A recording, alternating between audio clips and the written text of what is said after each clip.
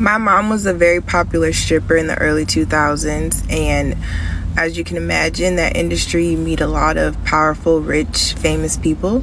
My mom ended up having an affair with the mayor of the city, who was married at the time. So yeah, things got messy, and the mayor of Detroit's wife actually assaulted my mother. Instead of paying my mother hush money, the mayor decided to pay off cops in the city to murder my mother.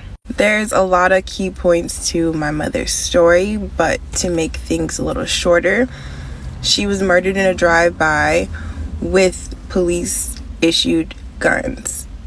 I worked in the industry myself, so I've met people who knew my mother, seen her around the mayor, and they do not want any parts of my mother's case. So to this day, it's an unsolved murder. There has been many podcasts, news channels reporting on my mother's story, a book written, a play produced, but after so many years of trying to fight for justice, I have been a standing lone wolf, and I've grown very tired. So the former mayor, Kwame Kilpatrick, actually ended up going to prison for various other things after reports of my mother's death.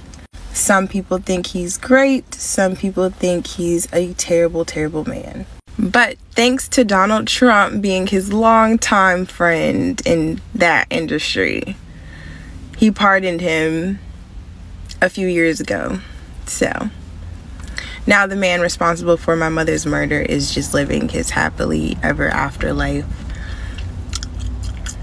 My mom was a very popular